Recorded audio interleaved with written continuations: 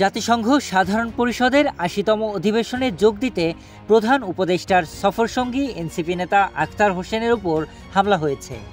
সোমবার বিকেলে যুক্তরাষ্ট্রের নিউ ইয়র্কের জন এফ কেনেডি আন্তর্জাতিক বিমানবন্দরে তাকে লক্ষ্য করে ডিম ছোড়ে আওয়ামী লীগের নেতাকর্মীরা।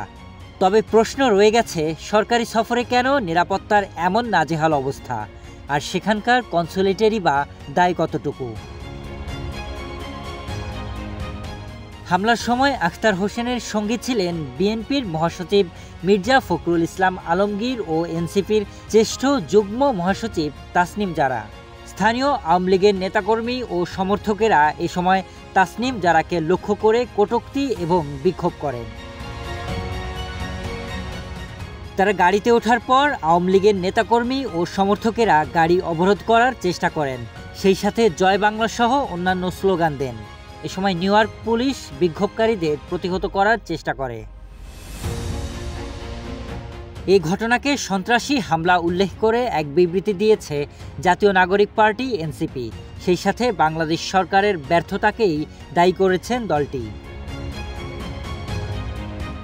এনসিপির বিবৃতিতে উল্লেখ করা হয়েছে, এ ঘটনা শুধু রাজনৈতিক সহিংসতার বহিঃপ্রকাশ নয়, বরং রাষ্ট্রের কূটনৈতিক মর্যাদা ও নিরাপত্তা ব্যবস্থার চরম ব্যর্থতার উদাহরণ।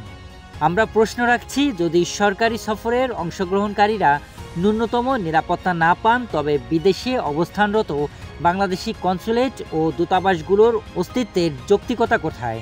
তারা কাদের স্বার্থে কাজ করছে, আর কেন এ ধরনের অপরাধীদের বিরুদ্ধে কার্যকর ব্যবস্থা নিচ্ছে না? বিবৃতিতে আরও সরকারের সমালোচনা করে বলা হয়, বাংলাদেশ সরকার এবং পররাষ্ট্র মন্ত্রণালয় রাষ্ট্রীয় সফররত ব্যক্তিদের নিরাপত্তা প্রদানে সম্পূর্ণ ব্যর্থ হয়েছেন। আমরা বাংলাদেশ সরকারের কাছে অবিলম্বে দৃঢ় পদক্ষেপের দাবি জানাই।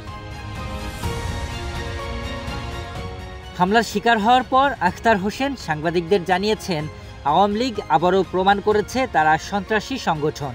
সেই সাথে প্রত্যয় ব্যক্ত করে বলেন, যারা হাসিনার গুলির সামনে মাথা নত করেনি, তাদের ভাঙা ডিমে কিছু যায় আসে না। কারো ভাঙা ডিমে আমাদের কিছু যায় আসে না, বরং এই ঘটনার মধ্য দিয়ে আবারও প্রমাণিত হয়েছে যে আওয়ামী লীগ একটি সন্ত্রাসী সংগঠন। শরীফ রাহাত, হ্যালো বাংলা নিউজ।